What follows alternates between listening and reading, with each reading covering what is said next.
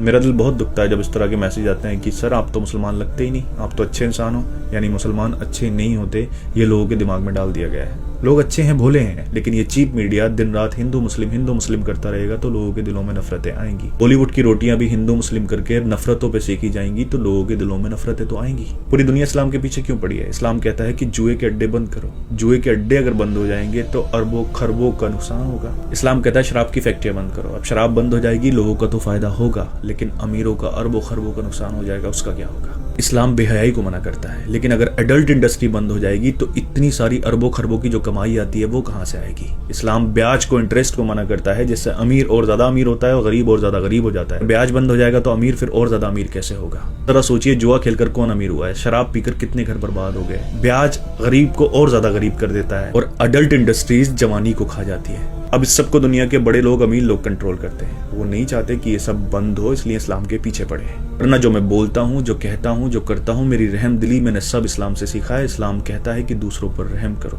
अगर तुम्हारा पड़ोसी तुमसे नाराज है तो तुम्हारा रब तुमसे नाराज है।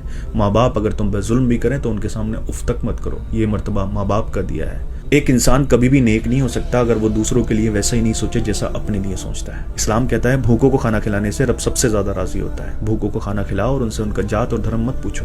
इस्लाम ने औरत की इतनी इज्जत बताई है कि अगर सामने आए तो अपनी पलकों को झुका लो। इस्लाम कहता है ज्यादा फालतू पानी ना बहाओ। अब जो पानी बहाने को मना करता है वो किसी बेगुनाह के खून की इजाजत कैसे दे सकता है?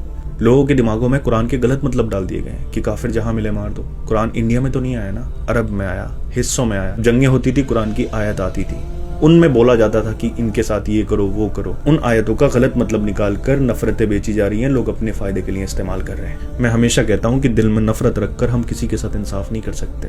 दिल से नफरत को निकालिए, उसके बाद सच्चाई को जानिए। कोई ये क्यों नहीं बताता कि कुरान में रहमत का जिक्र कितनी बार आया है? ऐसे लोग भी दुनिया में आए जो अपने आप को खुदा कहलवाते थे, खुदा मानते थे, लेकिन जाना उनको भी पड़ा। अमर कोई नहीं है, सबको जाना है। जो जालिम नफरतें फैला रहे हैं, झूठ फैला रहे हैं, लोगों को आपस में लड़वा रहे हैं, मरना उनको भी है और हिसाब उनको भी देना है। लोग गलत करते हैं तो वो लोग गलत है, इस्लाम गलत नहीं है।